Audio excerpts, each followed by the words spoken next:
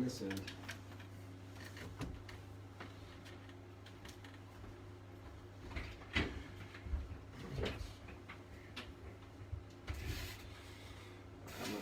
We're just going to take a moment and get ready for the show here. Give us 2 seconds, folks. I'm going to share your stuff.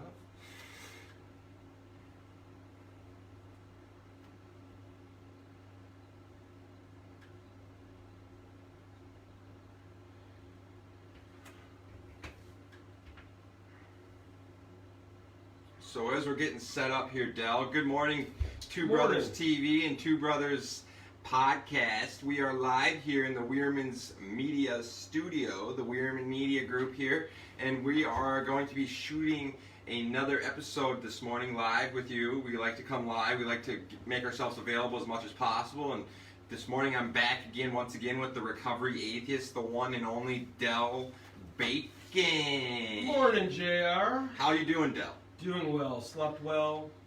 A couple days off of work now I get to have. I'm pretty happy. Can't complain. What are we going to be leaning into? I like to touch a little bit on that before we hop right into it. We had a show just the other day, and we stumbled into a great topic on that show that you just so happened to connect the dots to, which was the topic of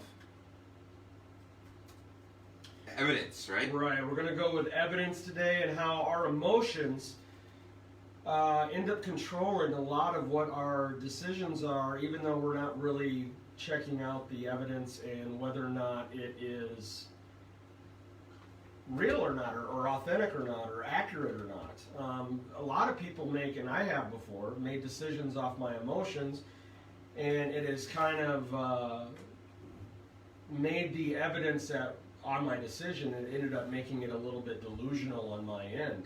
So we see it out there in the world today of where people are making decisions, especially in the world in 2020 that we're living in today, with the COVID, with the riots, you know, with George Floyd and with the president and everything like that, where people are making decisions off emotion rather than actually looking at the facts.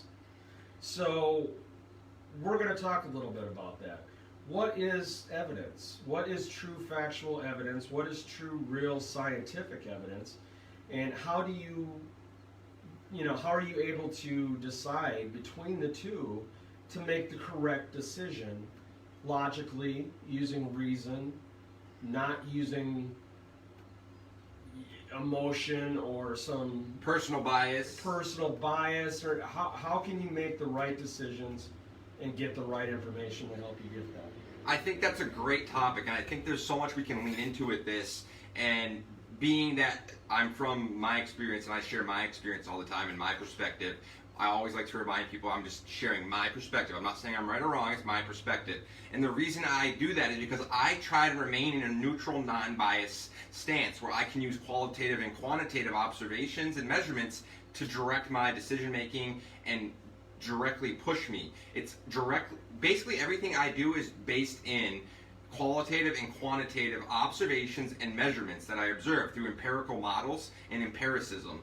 It's a scientific base and belief that we take all of our knowledge and we deduct it from our senses through experiences. So like if I'm in a moment or at a moment in time, I can use my senses to absorb the insight from that experience or absorb that qualitative and quantitative those measurements that are available and take them in, process them, and then move forward with that knowledge. Mm-hmm. So I think it's a crucial topic. And then for me, emotional intelligence also is. Because once you go into business, for me, being emotionally intelligent and remaining emotionally calm is crucial. I need, if I'm in business, to stay calm at all times. If I'm going to be the one that's in charge, if I'm going to be the leader of the team, if I'm going to be riding the ship, I need to be the one that doesn't get upset, angry. I need to be stable. I need to be able to stay strong for the team and be able to maintain emotional balance. Mm-hmm. Because when emotions go up, we said it in one of our previous shows, intelligence goes down. It's one of the biggest topics there is the fact that we start to make poor decisions once we're emotional. Well, yeah, and a lot of times when we get into that emotional response like that, whether it be anger or whatever it is, we tend to go back instinctually to kind of our conditioning, our learned behavior. conditioning and learned behavior, scientific terms. Right, again. right. So let me give an example. Growing up as a kid in my household, the way that you won arguments in the home was whoever could be the loudest. So you yelled over each other to get your argument across, and it seemed like whoever could yell the loudest took over the room, and that's who won the argument. Well, what I found is when I became an adult and I got out into the workforce and dealing with regular people. Thanks for joining us, Darky Lucy. Yeah, thank you, Lucy, for coming on. Regular people. Yeah. So what I ended up finding is when I got to be an adult and I got out there, that kind of way of dealing with arguments doesn't work. Does not. You lose jobs, you lose relationships. You end up in fist fights. Right. So my emotional response sometimes is when I get into that kind of situation, my emotions get ramped up, and I'm learning now to be able to de-escalate and get in better control of that. I'll never have it completely gone.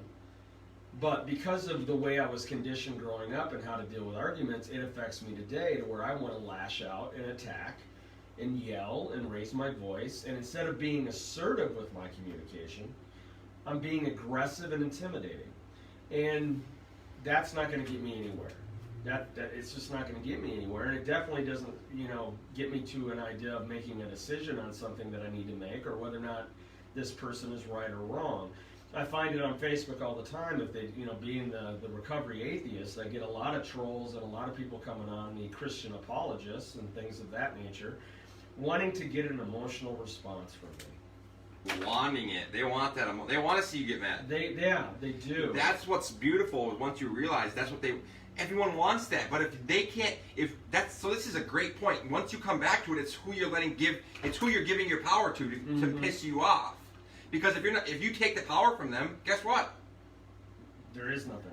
They can't control. That's just it. Is I have to allow them. Nobody makes me mad. Nobody takes control of that. I allow that person to have that space.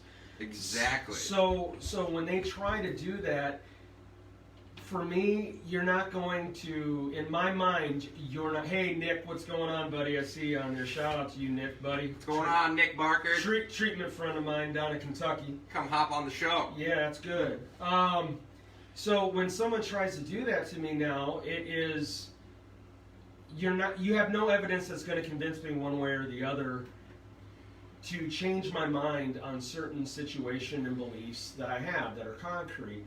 So why sit here if you're not going to change? I'm not going to go and do any changing for you. Why do I want to sit here and waste my time trying to change you or trying to? The truth doesn't need to be defended. Exactly. If I feel that what I am doing and I have evidence to that proves it for me, that's it, said and done. There's no reason for me to waste my time trying to argue with someone who's never going to agree with it anyway. So this is a beautiful, beautiful, beautiful point, because what you're touching on now, this is why I love having this conversation and dialogue, because it leads me to learn things and absorb things and go into things I've never done before, like dive into this foxhole or dive into that foxhole. And now what he's touching on just made me think about how I can correlate it back to everything that Wierman Media does and what I believe in. And it's an interesting point that,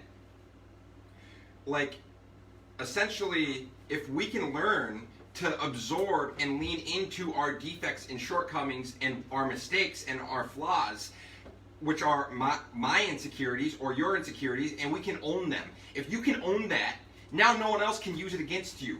Now no one else, once you own, if I own my zit or my biggest insecurity or my shortcoming or my defect, and I'm comfortable in it, and I'm sitting with it, and I own it, now no one else can use it against you.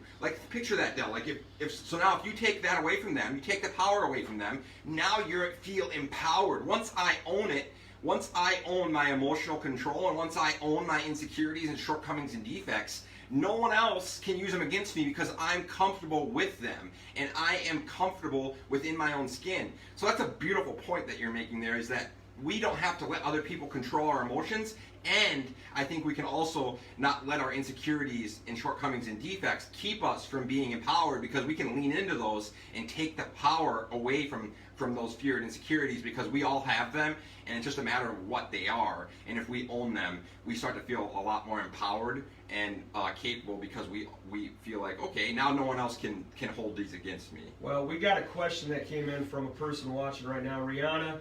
Rihanna Denise Lowry. Thanks for being here, Rihanna. Yeah, thank you. It says, do you think it's easier to just walk away? I mean, that's kind of a little bit out of context. When Well, you read that, with your emotions, like, I have to do that sometimes. Like, if someone is really ramping up my anger, sometimes I have to walk away, take a break, and come back to it later to cool down. I think that's a good point, and that's a good idea, but I think you should eventually get to the point where you should be able to remain calm enough as an adult. Well, and that's as what adults, treatment was trying to teach me. As adults, we need to be able to sit in a room and sit right here with me and him and talk to each other no matter how heated it gets, and remain calm and remain under control and not get angry, mad, sad, upset, and violent. If you get angry, mad, sad, upset, and violent with someone, you essentially are resorting to childlike behaviors. Let's face it, once you're an adult, we should be able to sit in a room with anyone and have a conversation calmly, collectively, intelligently, and comprehensively without getting aggressive, violent, angry, sad, or upset. Well, we should be able. This is called life and being an adult. This is where we're going to finally have our first disagreement. No, because I agree. I mean, I think it's good to walk away. Okay, because the truth is we are humans, and those emotions are going to happen. You are not going to be able to completely eliminate. I disagree. All of that. Because I've never seen. There's people that aren't. You get angry Look with at Gary your own Vaynerchuk. brother, though. No, I don't. Me and my brother have heated debates. I've never once not once do I get angry with my brother. Like, those debates that we have are not anger based. Not at all. None of those are anger. No.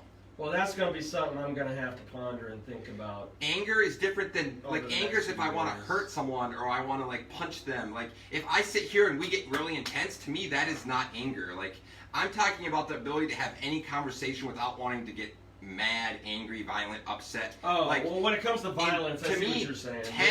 Having a tense conversation is completely okay. And that can happen every day. I'm completely okay with tense debates and tense conversations. Is it aggression or assertiveness, though? That's what I'm saying. So aggression is when it gets, let's face it, the difference between aggression and assertion is aggressive action. It's physical. Correct. So if we're sitting here and me and you have an aggressive conversation, but we never get physical, I think that's 100% as adults okay, wouldn't you say? Sure. Yeah. And I think walking away is okay, but I just think there should be a point where I guarantee me and you can have any conversation. I think that's our goal. I think I think you're right on that. That our goal is to eventually work on those character flaws and defects to be able to sit in a room when that happens and not have to walk away. And it comes down to points like respect. Because look, at me and you could probably, we just met not that long ago, Del, and we could probably have our moments. But we could probably have any conversation without getting angry. I know. Or like violent. Yeah, I know that. So let's look. I mean, but I think that's a great point. What was her name? Rihanna. Rihanna. Thanks, Rihanna, for asking that question. I think that's a great point, because I think that's crucial. That correlates directly to what we're talking about with emotional intelligence and control. And I think the most valuable tool I have, and I've learned it through years of being, I'm a very emotional person, I can be, but I've learned that I don't have to get violent, or I can remain, like it's a decision. Just like I choose to get angry or I choose to get mad or sad, I can choose to not. That's what I've learned as I've gotten a little older, is that I can, like, when I choose to get angry, it was like a decision I made. Like, I wanted to be mad. Like, I wanted to hit that guy. Like, I wanted to beat the shit out of you, or, like, I made that decision. So, like, you need to, I think you can just as much make the decision to not get aggressive or not be, like, I know you can. Everyone can. I know you can, Del. Like, we can all I choose used that. to be horribly aggressive. I mean, you get in, disagree with me about something or make me feel uncomfortable, I'm going to punch you in the chops. That was just the way it was back, especially in my 20s. The thing is today that I'm trying to do is realize where it's coming from. Exactly. Okay, is this something, that I really need to be battling? Pick your battles, as they say. If it's someone that is threatening me, then I might step it up a notch just to protect myself in that situation. But if it is something that I don't need to put that type of energy into, I'm really not feeling it. So when it comes to Facebook, like right now, when I get trolled and I get put down and told this and told that, I mean, I've gotten death threats on Facebook and that they're going to kick my ass and everything like that. Smother them with love. Right. I'm just like, okay, I love you too, brother. You know, I mean, it's beautiful when they don't have the power. When they lose the like, power. I don't hate you. I don't know why you hate me so much. But you know, it's again, when I've had aggressive behaviors and tendencies, I want to talk about communication for a second. Great point, because this all correlates directly. When I get aggressive, my communication, sometimes you say, you know how you say, I don't want to keep this going because I might say something I'll regret. Exactly. And I've done that many, many times where I end up saying something that I regret. And it's hard. You know, trust, we talk about trust. We talked about it yesterday, or Thursday. Trust, what happens with that is it takes a long time with some people to gain that trust. But it can be lost instantly by what you do and what you say. It's one of those things where when you go down that avenue, down that path, and you say something where there's no coming back, it's going to take, some people get hurt so much by it, it's going to take some time to be able to, you know, reconcile Yeah, reconcile that situation to be able to make it right again. Great point. So he's touching on so many great points because the show topic today was on how we let emotions interfere with our decision making, or we let emotions decide what we trust in or believe in, and how we let emotions interfere with just factual based evidence, like just scientific, factual, right or wrong, or qualitative and quantitative evidence. And that's why, because he's the recovery atheist, this is the stuff that we're going to keep leaning into, because if you think about it, that's the contradiction of religion. Science completely proves religion wrong. So evolution has proven religion wrong again and again and again. So I think that's a great point, Del, is how you correlated all that back to how it affects our relationships. And we've also mentioned previously in shows meditation and how it helps to gain control of your mindfulness can help you understand that we don't have to let these emotions control us. We can gain awareness to the fact that we're going to have emotions that come and go, True. But we don't have to let them control us. We can gain awareness and perspective to the fact that emotions are those things that come and go, and we don't have to let them control our actions, determine how good of a day we have. And I just think that it's really crucial to understand how this affects our relationships, because the words we use and the actions we take are exactly the product of us, and then in turn that's the product of the kind of relationships we're going to have, whether in an individual life or a professional career. And if you really want to go into business or have success in any area of life, you're going to have to learn to get along with lots of different people. It's cutthroat in the business world. It is, but you still have to learn to get along with a lot of different people. Yeah, because there's going to be people that you're not going to get along with, that are going to step on your toes, that are going to, you know, even like with the podcasting and things of that nature. You're putting yourself out there. You're putting yourself out there to be put down. Exactly. For people to judge you. Yeah. But it's beautiful. Yeah, you got to be able to see through that shit and realize what the truth is. Some people are just going to hate because they're just going to hate. Because you're doing stuff. Right, and that's just it. Is it usually when I have a hater, I'm like, great, that's awesome. Haters are going to hate. They hate because they're jealous of something I have that they want that they don't have. So they can go ahead and hate all they want and put me down, but I'm going to love that individual anyway. I agree. It's my favorite part about doing this and being a podcaster and in media is that now we can start to, because you touched on how important our words are. Dale said it. Our words directly impact the trust we earn and the relationships we build. So that's why at Wierman Media we use the written word, photo, and video we're trying to use this platform to generate income, to do good, and try and bring people together that have like-mindedness and similarities, and then we can go out and we can try and bring good to these platforms and do good on these platforms. And I think Del just hit it on the head when I have been vulnerable and authentic and real in my podcasting and these video logs. I do get people, the majority of the time, that are giving amazing positive feedback, but then I get the ones that are negative. And guess what? I realize that's something with them.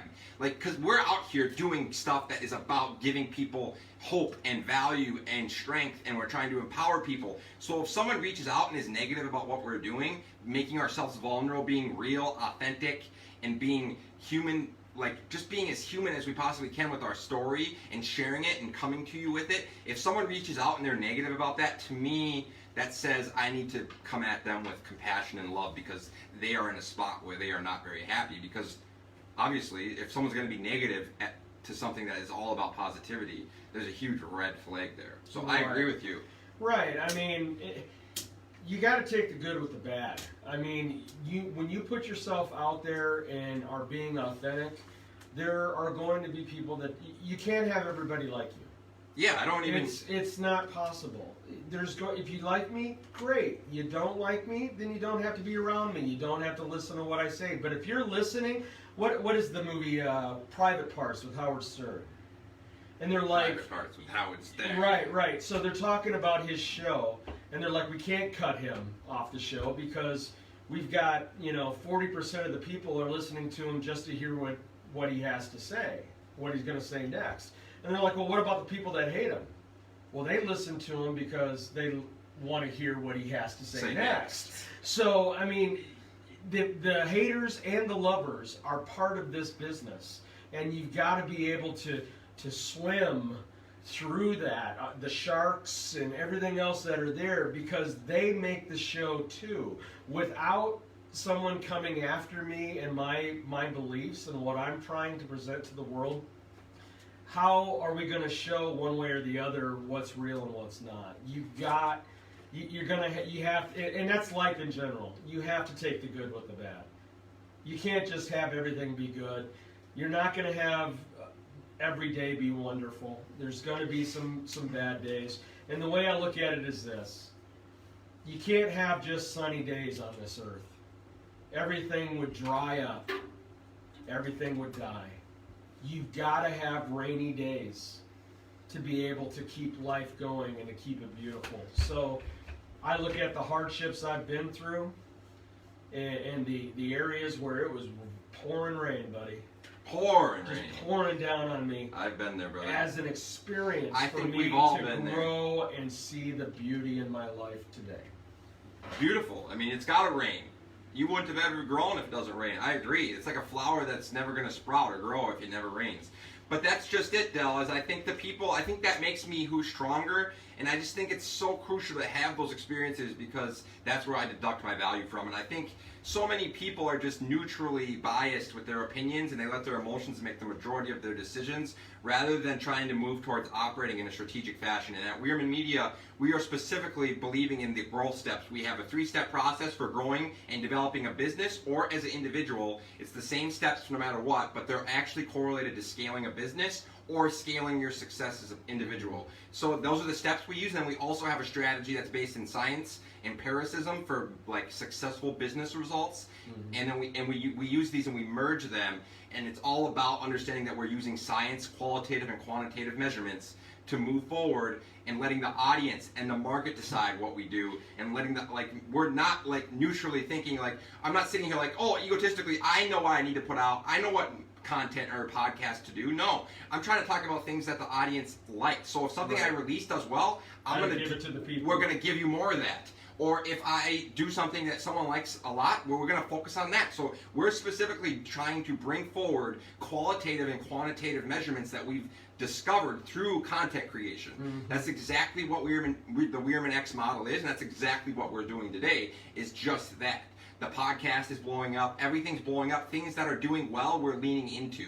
And that isn't like us giving our ego on it. This isn't us like egotistically thinking we have an answer that no one else does. This is us having learned from other people, learned from people like our fellow men and women, and also people that are more successful in business than us. I've taken that, and now we're moving forward and doing this. So, and I've removed my emotions from that because I'm comfortable not having to like be the boss dog or the best, because I know that I have lots of great assets and values, but I know I have many shortcomings and defects as well. So I just think it's really cool when you can get to a space where you're emotionally stable and comfortable enough with yourself and in your own skin that you can work with almost anyone in the world. And I really feel like I'm in a spot right now where I can work with almost anyone. Like, no matter where you are, I feel like I could work with you. Okay. And I think that's a beautiful point of the emotional thing, is being able to work with others and not let them get you mad, angry, or upset, and then just operating in a scientific fashion.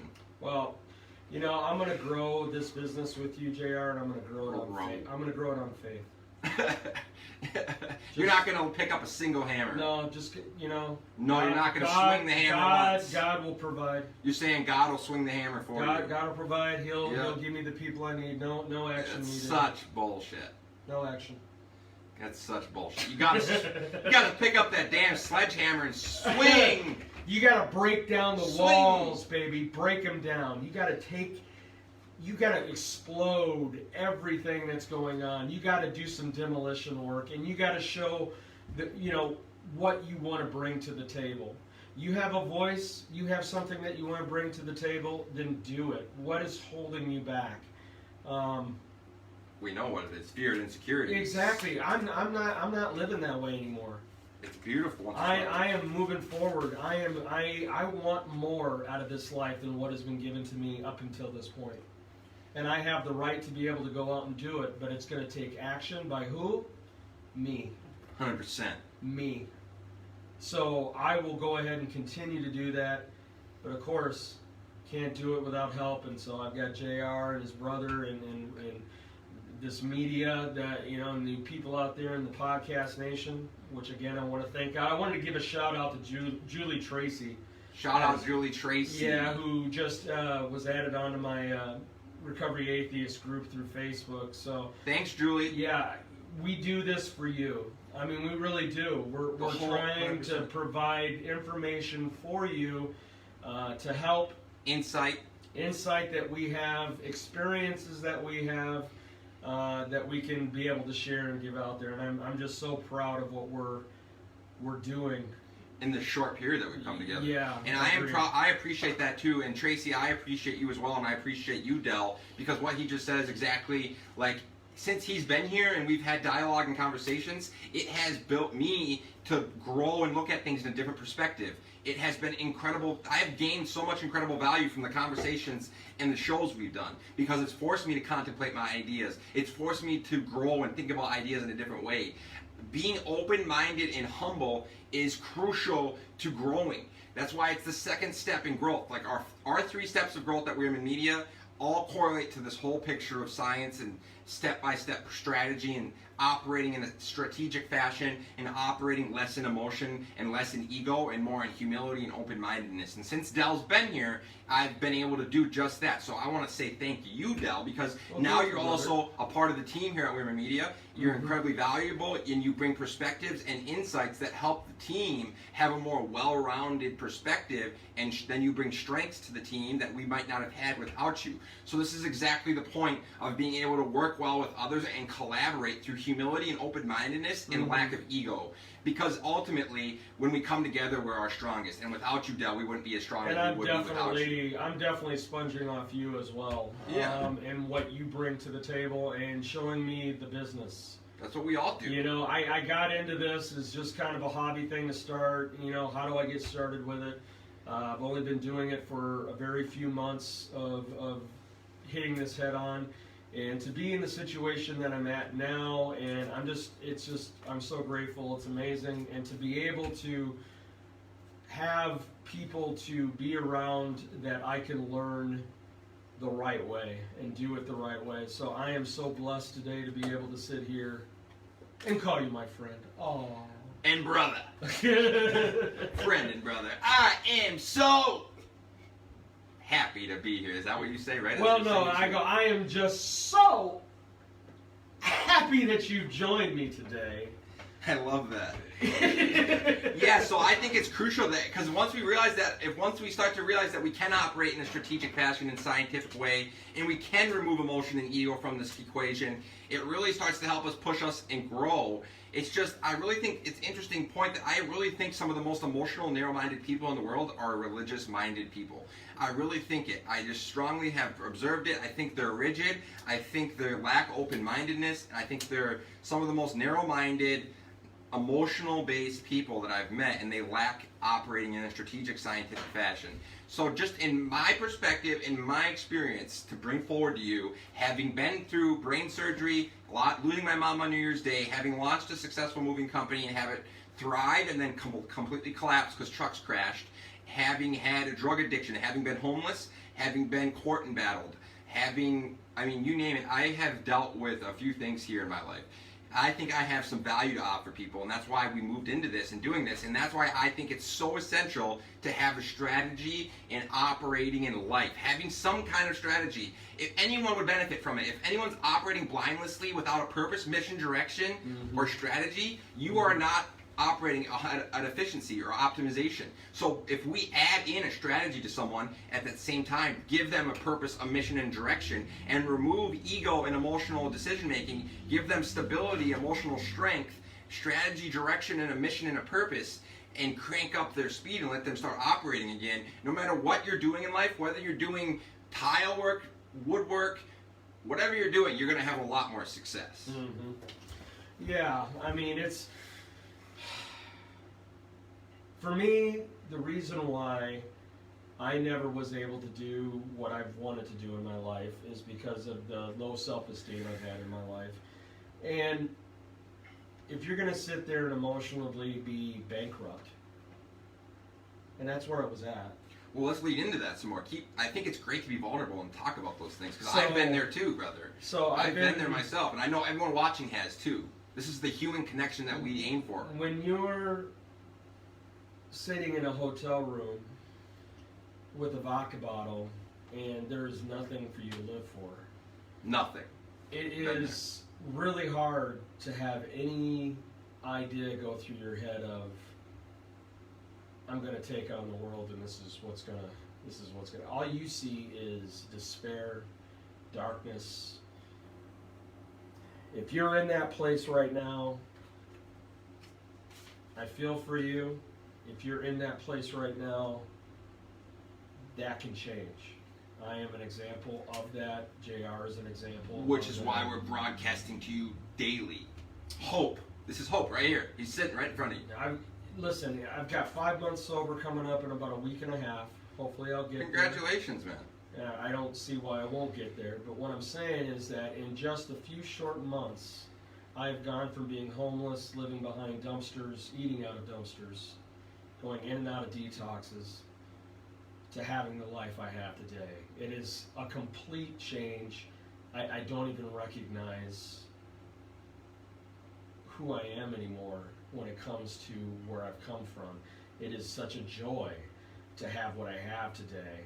And I guess that's the biggest thing this time around with my recovery, is that I'm actually grateful and feel like I've actually finally have a purpose in life.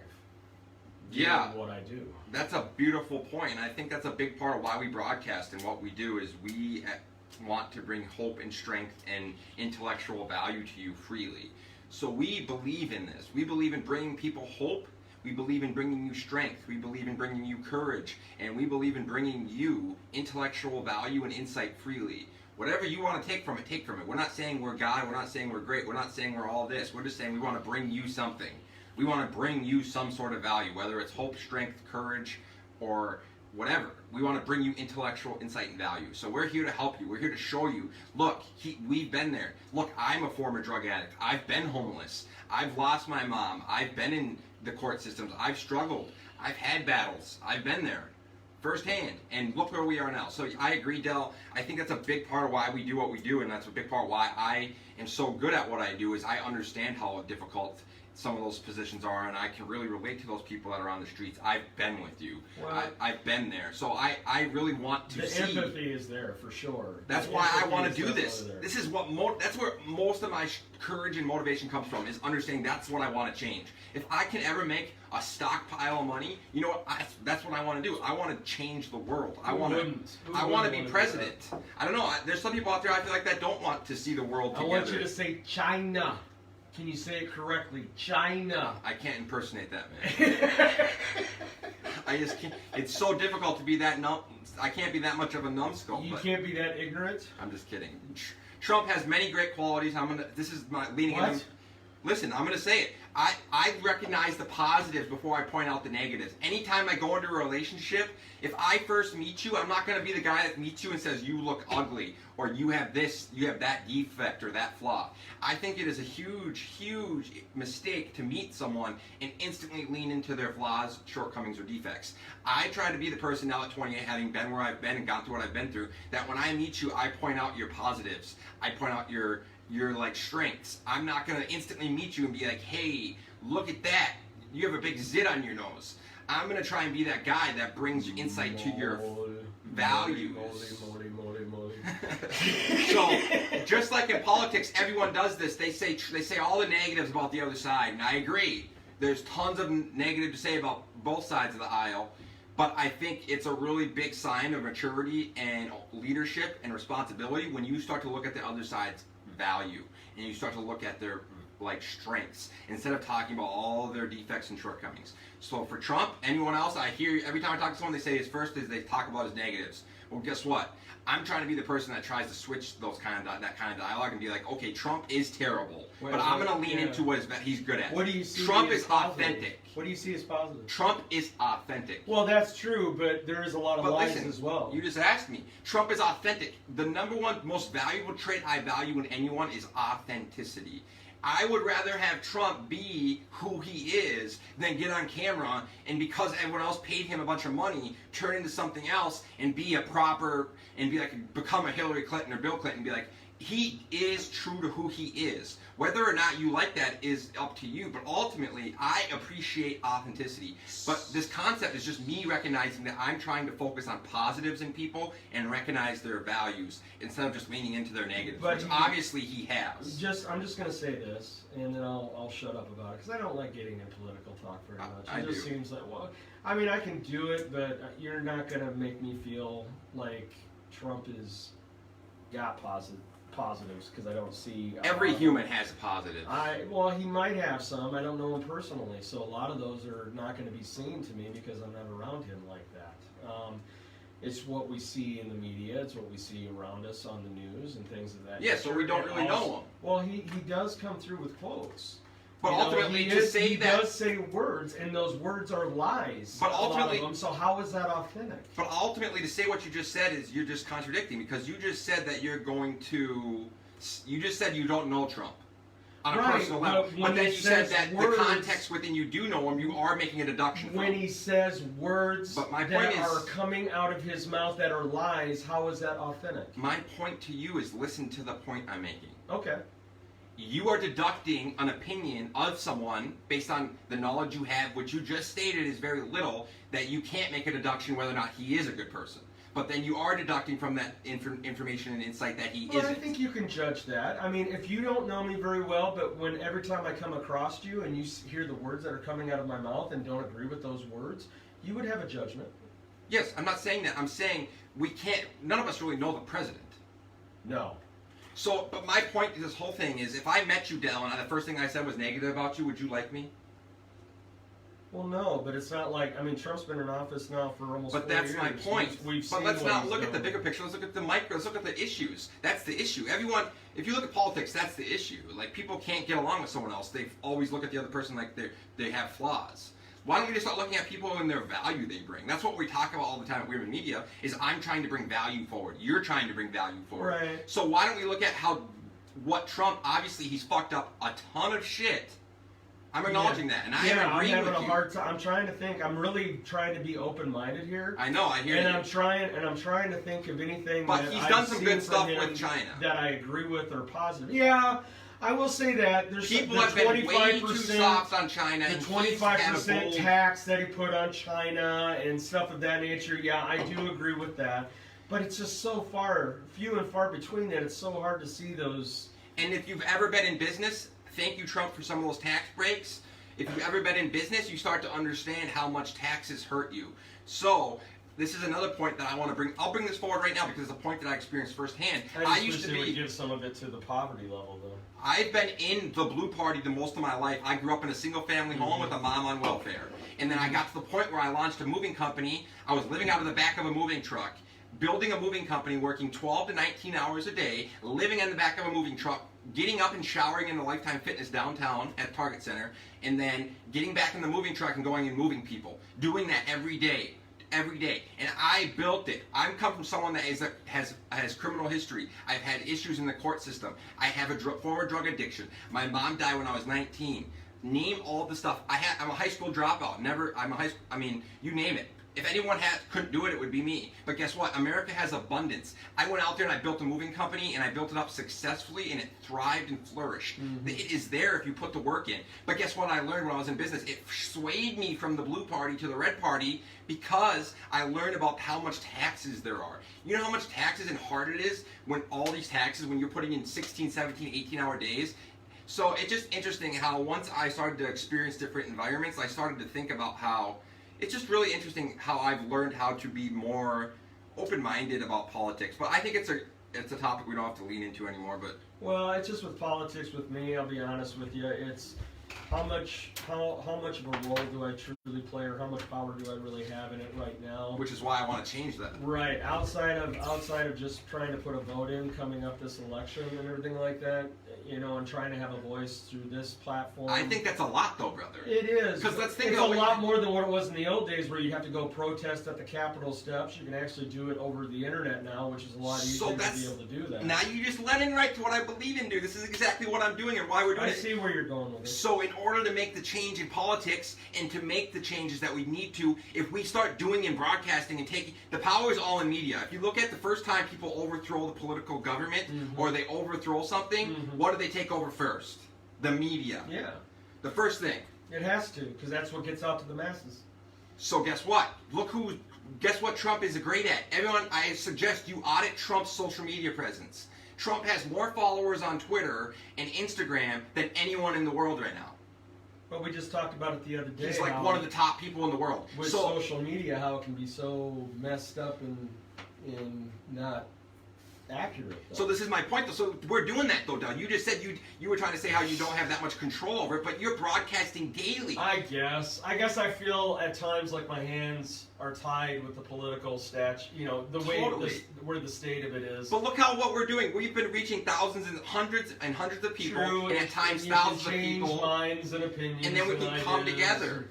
All right, I'm still. I'm an old school 44-year-old that still at times, you know, gets. No, into you that see old it, way though. You know what you're doing. You're doing it. You're doing it. I see it. But I just think that it's so much possible, and people realize, like tomorrow, if we started to all do this and we all took the power from the media, guess what? Trump is not the president, and things will start to change. Well, we already talked about it. That TV is a dinosaur. Eventually, it is not going. Everyone is streaming live or streaming their YouTubes, your Netflix, your Hulu. You know, Prime. Your phone is becoming the TV and the radio. Your phone and your computer and everything like that, your PS4, all of that is becoming your streaming platform. Eventually, TV and the media, I mean, we've already seen where newspapers are pretty much dead. The internet's, you know, a lot of news stuff will go through the internet and media through the internet, and so these old school media companies that are out there, they're going to have to eventually change. Or they're going to be passed by. 100%. And the media and the reporting, like through the riots that happened in Minneapolis, the true reporting, the true media that happened through that was the people that were down there doing their live stream through Facebook and showing the real action that was going on with no bias on it, showing it live and in true color what was going on, rather than Fox or NBC or ABC going in and doing their little clippets to make it look the way they want it to look. Let's start broadcasting the truth. Pure, authentic truth. You just hit it on the park, and this all correlates to everything that we've been talking about up to this point. It's just mind-boggling that we can start to use these avenues of media to portray our individual truth, and by doing so, that's going to lead us forward to the point where the power in the media of the political manipulation of the people starts to be taken away from that naturally, because if all of a sudden everyone becomes awake to the fact that the power of the media and looking at what they're giving their trust to and their time and their attention and their truth to, you're giving a lot of people in America are giving their time, their trust, and their attention to Donald Trump, and they don't even realize it. Like, he's followed them, they're following him on Twitter, they're following him on Instagram, and they're voting for him, and they're voting against themselves. They don't even know it. They're not even aware of it. They're just being, that's the media, that's the power of manipulating people's vulnerabilities, and that's the power of manipulating consumers that lack awareness, insight, and perspective, which is why we do what we do, which is why I want to bring people, like we talked about the other day, talking about what you're giving your trust to, what you're giving your attention to. So that's why this is so powerful when you start to look at it, and it's super interesting and fun topics to me, and that's why I get so emotional, and that's why I'm not emotional, but passionate. Yeah, emotional. Yeah, we're talking about that. I am incredibly passionate about it. Yes, you are. I'm incredibly passionate about it. Like so, I mean, it all comes back to what we're talking about then is it's okay. I mean, if you're following this stuff and but don't let the emotions of it get in the way of actually sitting down and doing the fact checking, doing the work to find the evidence that needs to be found. Whether, to on get, even us. On everything. Even, are we real? Yeah. I know for me I'm real. Yeah, you can check but us. You can go check ahead us and out. fact check us. Go ahead, email me at the Recovery Atheist at gmail.com. Or on Instagram or on Instagram, Twitter, whatever. Facebook. I will have a conversation with you. I am as real as I think I've ever been, or I'm ever going to get. Leaning into it. So yeah, fact check. Audit. Because what's being shown in front of you might not be the truth. I agree. That's a great point, and I think that's an amazing topic, and I think we had a great show, Del, and I appreciate you being here. And we appreciate you all that tuned in, Rihanna. We appreciate you, John Estevez. We appreciate everyone that gives us your attention and time and energy. Yep. And at Wierman Media, I truly thrive off of all of the attention and energy that you bring to the platform. So Darky Lucy, thanks. we greatly appreciate it, and we are going to be wrapping up this episode, and we'll be launching another episode here shortly. But I just want to say thank you, and Wierman Media is bringing you fast, fluid, flexible content creation in the modern day. And if you want to do or learn how to do what we do, or you want to start doing something that propels your business or brand to the intersection of attention and culture, this is how you do it, and we would love to help. Right. So, thanks. So yeah, if you're interested in that as well, of knowing a little bit more, I also have a website. It's tramedia.biz. On there, it's what I'm there to help with as well, is to show you podcasting and live streaming vlogging services. So if you want to get a hold of me that way as well, all the information's there. Thanks everybody. Thanks everyone. Podcast Nation. We'll be back live shortly. Fucking